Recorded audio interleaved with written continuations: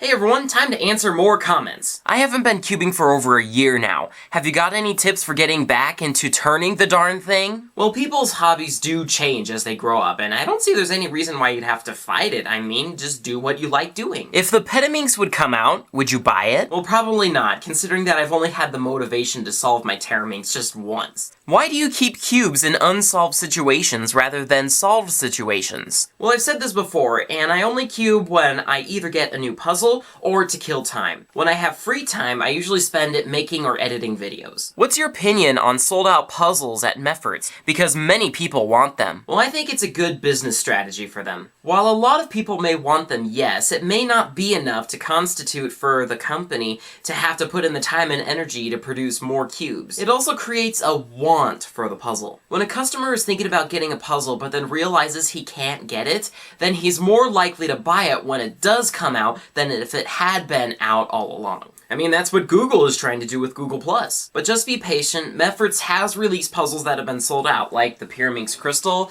their Megaminx, and well, those are the only two I can think of, but I think there's a few more. Can you take apart your Teraminx for an entertainment video sometime? That would be awesome! You know, that actually may be a pretty good idea. You know, I just searched on YouTube and I didn't see any other videos of any other people doing it, so it may actually be pretty neat to see one fall apart. Probably for the same reason why I haven't, because I know it would be a pain to put back together. But if it was for a video, it may be worth it then. You say you don't like dodecahedron puzzles, but you have a Pyraminx Crystal, a Flowerminx, and even a Megaminx through a Teraminx. Well, I don't remember if I actually said I don't like them, but what I meant if I did say it is that I don't like them as much. I started realizing I didn't like dodecahedrons as much as cubes after I got my Gigaminx, but I got my Teraminx because number one, it was on sale at Mefferts for like $62, and for collecting reasons. I have brought it to Golden Corral a few times, and people just stare at it as they walk by. It's kind of funny. But the Teraminx itself crosses the line a bit, so as I said earlier, that's why I'm not getting a Petaminx. Would you consider buying a Petaminx if your subscribers sponsored a dime each? Well, that kind of changes things a little bit. I suppose I'd be willing to invest $50 myself into the largest puzzle out there. But if a puzzle maker had to custom make one, that may be a little too much time and energy to be worth into a puzzle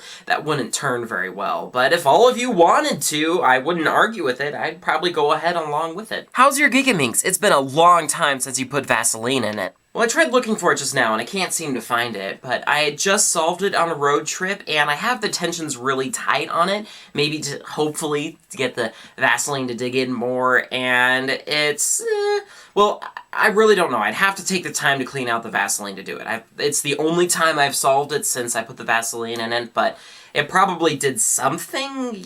I don't know. I would just have to take the time, and I don't know if I will. Where is your Pyraminx? Also, could you answer questions from Google Plus and Facebook users as well, but censor the names? Well, I thought I answered the question about the Pyraminx a long time ago. I don't remember or not. It's been in pieces. A friend of mine pulled out one of the screws from the core, and I tried screwing it back in, but it since gets loose easy, so I haven't been playing with it much. It's somewhere off in the living room somewhere, I don't know. As for Google Plus and Facebook, I would prefer to just do everything right here, because it's nice to just go through questions when they're all in one place. Have you rode a roller coaster? If so, can you solve a cube on one? I actually never have been on a roller coaster. I would like to sometime, though. But solving a cube on a roller coaster isn't the most original thing to do, and it would take away some of the enjoyment of being on a roller coaster. But if I ever go on a lot of roller coasters, then I'd consider it. I want to start a good cubing channel, but I am only 12. Am I too young? Well, I think the more quickly you start off, the better it'll be in the future. Keep in mind, though, that being that young, the quality of your videos will be rather lacking, but if you keep at it, then the quality of your videos will be better than if you had started like I had when I was 16. The only problem with making not so good videos is that you may get discouraged by it, but if you keep making videos and you don't stop, then you should have nothing to worry about. Have you heard of the Shen Xiao plus X Cube 6x6, or the Diane plus MF8 6x6? But when they come out and they are reasonably priced, will you buy it or will you stick to VCube? Yeah, I've seen them mentioned here and there. But if and when they come out, they will undoubtedly be better than unmodified VCube 6s. Whether they'll be better than a modified VCube 6 is to be determined. What happened to your Rubik's World and your Rubik's UFO? Oh, that's right, I haven't seen my Rubik's World and Rubik's UFO in quite a while. I don't know what happened to them. Would you ever go to a competition? Yes, if I could afford it. But my oldest brother, who lives in Minneapolis, was just visiting us, and he said that, well, train tickets aren't no more than like $120 to and from there, and that he may be willing to help pay for one because he actually would like to go to a cubing competition to see other people like me. So it may just happen. Will you ever get into speed stacks? Probably not, because I don't see how they will help your time. I mean, my spacebar seems to work just well. Owning one would probably help me get used to it, and I'd probably shut off a second in my overall time at a competition. But if it was just a one-time thing, then no, I do not think it's worth it to get a speed stack. What is the algorithm you hate the most? Definitely the G-perms. I've just never been able to do those smoothly. Do you like the Diane Zanchi? Nope, absolutely hate it. Do you think the VCube 3 will be better than the Diane Cube series? Well, I think it depends on how much time the VCube company is working into perfecting the cube. You know, obviously the Diane series, they've made 5 cubes. They've had a lot of time to perfect the mechanism down to the Zanchi. So if the VCubes were willing to put enough time into it, then it may be better or it just may be equal, it depends. But another factor is since that they are already such a popular company, a lot of people would probably just buy the VCube 3 just to have it, rather than over getting the best cube out there. How old were you when you started cubing? Let's see, I think I just mentioned that. I was 16 when I started. That was 3.5 years ago. Yeah, it seems like being 16 was so long ago since I'm 20 now, but, you know, it just seems like I just started. It's weird. Have you been interested in learning different methods for the 3x3? Not really. If I wanted to learn more of the Rubik's Cube, I would finish learning the OLLs for the Friedrich method. And that's all the comments I have for cubing related questions. Now on to regular ones. You had bags under your eyes. Is that from doing video editing stuff? I think it just depends on how early in the day I make it. Certainly after I wake up, I have bags always under my eyes, and I'm making this around 1:45, so I may or may not have them now. I'm not sure. I won't know until I edit this. Where or who do you get your inspiration from? Well, I'm pretty much inspired by any YouTuber that tells his story on how he got into YouTube. Well, as for cubing people, well, my main hobby is video work, and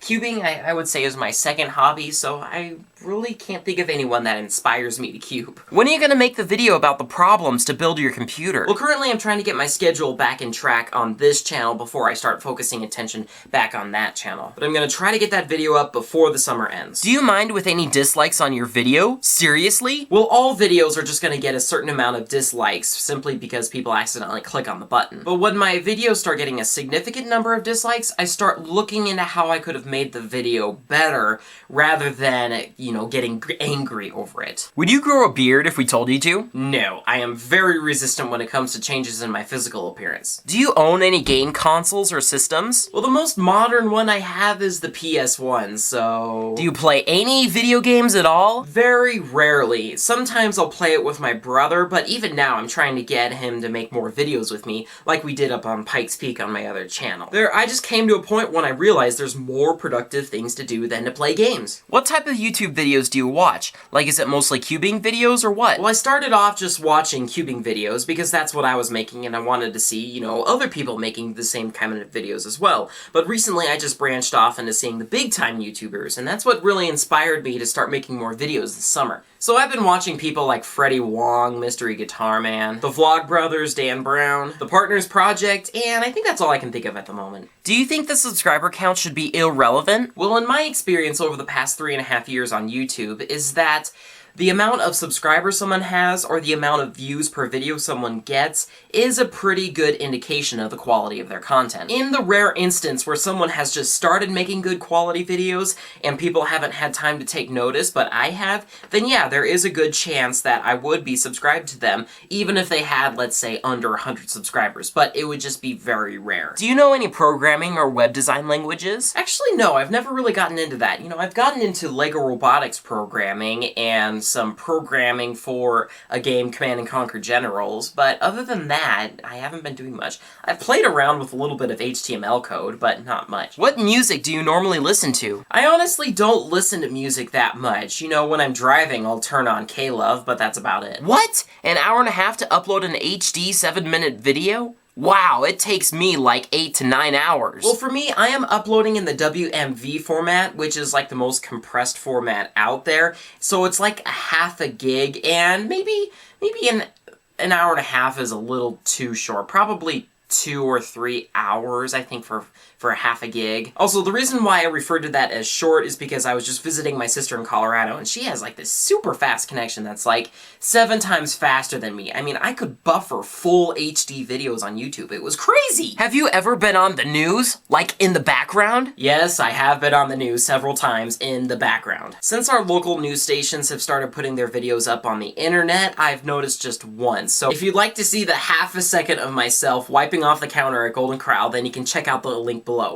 Now the news is gonna be wondering why that page all of a sudden is gonna get so many hits. What's your IQ? I get this question a lot, and the reason why I haven't answered it is because, well, I don't know. I assume it's slightly higher than normally, but I don't know. But if I took one, I probably would get a pretty low score. I mean, there's just something with me in standardized tests. And then for the Golden Corral coworker selector, it says that you are not recommended. You are more recommended for the back of the house. You will reach in the 8th percentile out of 100. What? And for the front of the house, you reach the 6th percentile. Yeah, you can check that full video in the description below on my other channel. Alright, so that's all the comments I have for today. Sorry for getting this out a few days late. I really need to get back into the swing of things. And it really looks like there's not going to be a way for me to make up my tardiness.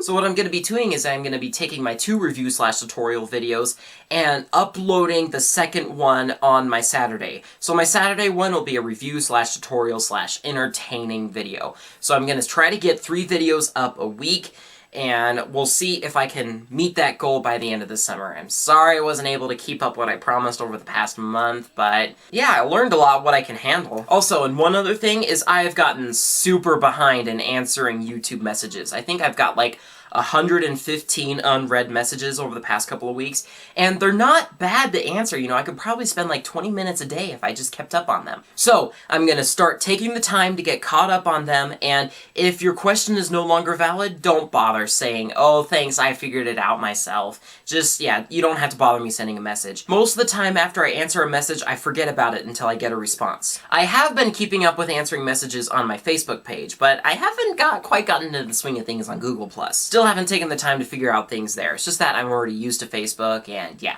Alright, so I believe that's everything I have to say in this video. If you guys found it interesting, you may also like to check out last week's video, as well as next week's video when I make it. Or if you even like to be notified of when videos like these are uploaded, then you can subscribe above. Thanks for watching, everyone! When I have...